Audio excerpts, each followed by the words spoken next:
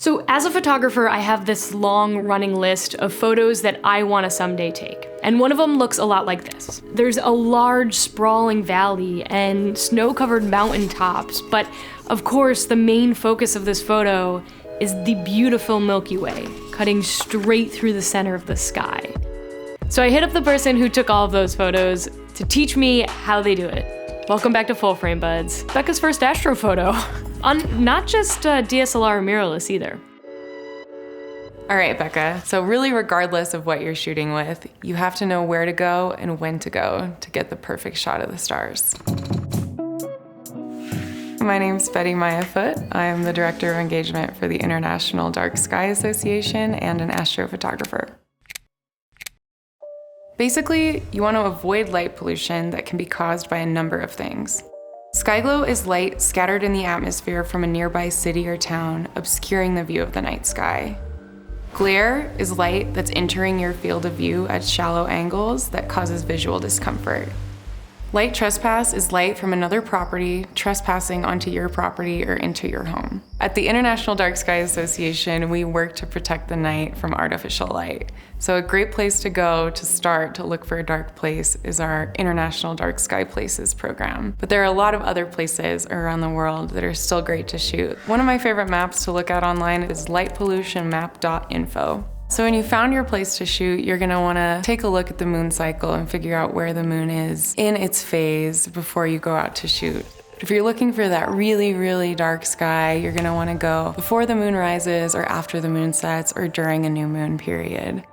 It's also really great to use crescent moons to light up your foreground as well while not blocking out too much of the night sky. And brighter moons are really good at brightening up your foreground completely, and it almost looks like daytime with stars.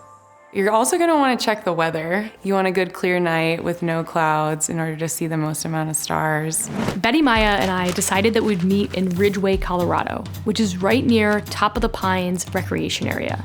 It happens to be the most recently designated dark sky park in the US. So I called in some filming friends, and away we went. Ladies and gentlemen, we'd like to be the first to welcome you to Denver, where the local time is 1:34 p.m. And there was one more expert I enlisted to help us take the perfect photo of the night sky. And give us another clap. Good morning. My name is Szwarc, and welcome to the San Juan Mountains outside of Ridgway, Colorado. I'm a retired meteorologist. I used to work for NOAA in Boulder, and I'm the local dark sky point of contact for Ridgway, Colorado and Top of the Pines. I'm a little concerned about how cold we're gonna be. Both Val and Bettymaya stress the importance of scouting your location during the day and making sure you will have nighttime access. So our local guide Val led us up to Top of the Pines to get a lay of the land. This is our big break, Val. This is such a nice open horizon. Yeah. So I'm looking for just something intriguing, like that will draw your eye into the foreground, and you're also noticing kind of any leading lines or any like color blocks or different parts of the landscape that are gonna draw your eye to a particular part of the photo. After a whole bunch of scouting and truthfully getting most things wrong. And the Milky Way comes out of the west this time of year? No, it comes out of the east. Yeah, it's going to be probably like right over here like this. The brightest part of the Milky Way is going to be below the horizon, actually.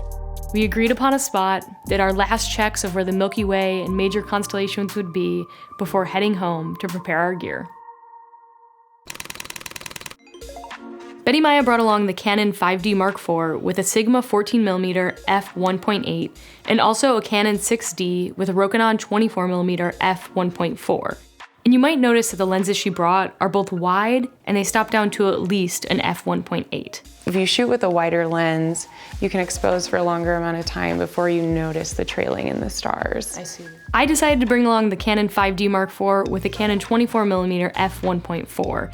And then of course, the Pixel 6 Pro and the iPhone 13 Pro.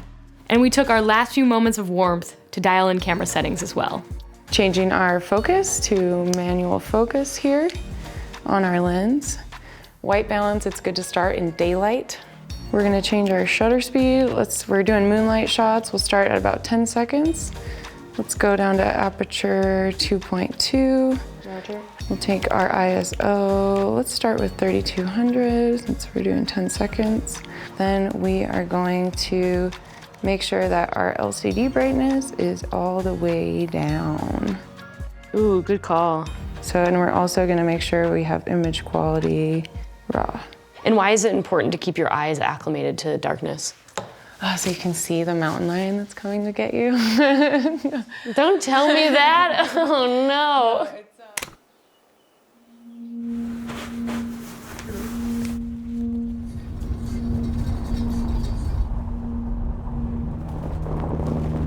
That was 24s in the Pelican or the backpack? Pelican. Like this. Close, see, but that's the idea.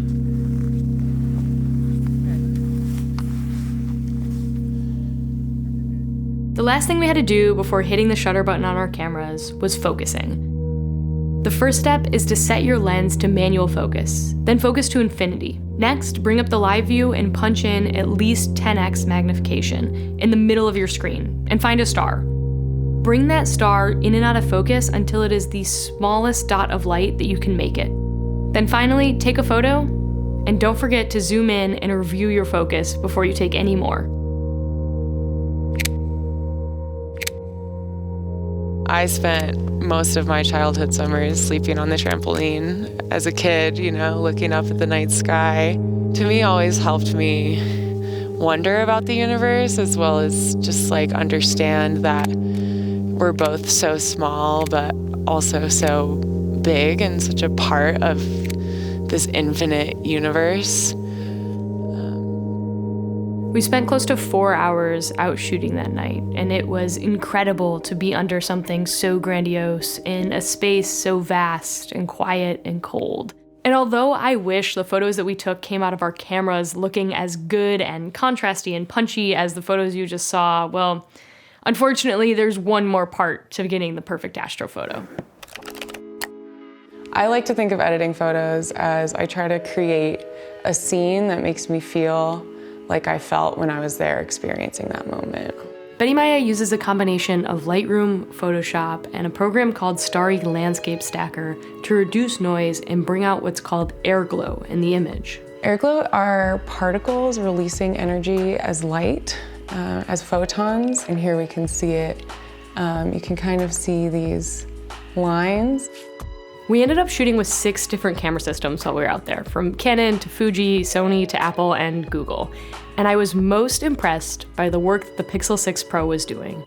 The level of detail it was able to capture and instantly process, especially when compared to the iPhone 13 Pro, had me saying, holy shit, again and again. For printing, enlarging, extended time lapses, or bringing out more of that airglow, the DSLRs and mirrorless are obviously going to provide far more detail and control. But no matter the camera system, getting the perfect astro shot ultimately comes down to one step. You have to know where to go and when to go to get the perfect shot of the stars.